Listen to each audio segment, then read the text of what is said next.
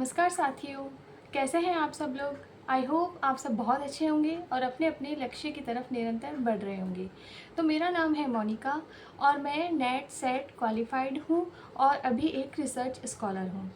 तो आज मैं बात करने वाली हूँ कि यदि आपको राजस्थान का जो सेट का एग्ज़ाम होने वाला है 13 सितंबर को, उसे आपको क्वालिफ़ाई करना है, क्लियर करना है, तो ऐसा एक क्या काम है जिसे आप करेंगे तो आपका एग्ज़ाम बहुत अच्छे से क्वालिफ़ाई हो जाएगा।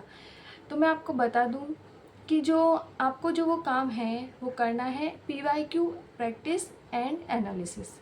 मतलब कि जितने भी PYQ हैं सेट के या फिर नेट के, क्योंकि सेट के PYQ आपको हो सकता है नहीं मिले, लेकिन नेट के जितने भी PYQ हैं उनकी आपको प्रैक्टिस करनी है और उसके बाद उनका एनालिसिस करना है कि क्वेश्चन कहाँ से पुट हो रहा है। तो अगर आप मान लो 10 क्वेश्चन भी या 10 सेट भी इस तरह से मिला लेते हैं तो आपकी काफ़ी अच्छी प्रैक्टिस हो जाएगी।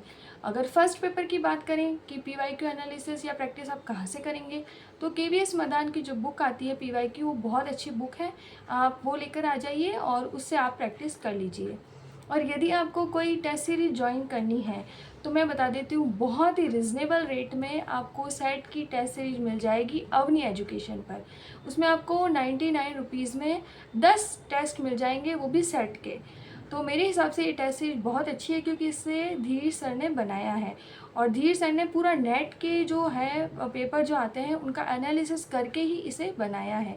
तो यदि आप टेस्ट सीरीज़ लेना चाहें तो ये अवनी एजुकेशन की ले सकते हैं, और यदि आपको बुक लेनी है तो आप KVS मदान की बुक ले आइए। और ये जो KVS मदान की बुक है वो हिंदी में भी आती है और इंग्लिश में भी आती है।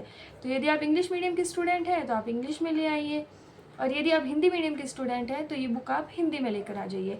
और जितने भी PYQ उसमें दे रखे हैं उनकी अच्छे से प्रैक्टिस कर लीजिए, उनका अच्छे से एनालिसिस कर लीजिए। ये तो हो गई फर्स्ट पेपर की बात। अब बात करते हैं सेकंड पेपर की।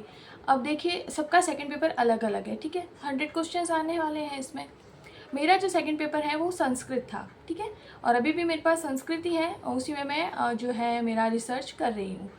तो संस्कृत की बुक जो आती है वो मैं आपको बता दूँ, प्रतिस्पर्धा प्रकाश आती है एक, तो एक अरिहंत की बुक आती है। ये दोनों ही बुक आती है, टेक्स्ट बुक्स हैं, बहुत अच्छी गाइड है एक तरह से।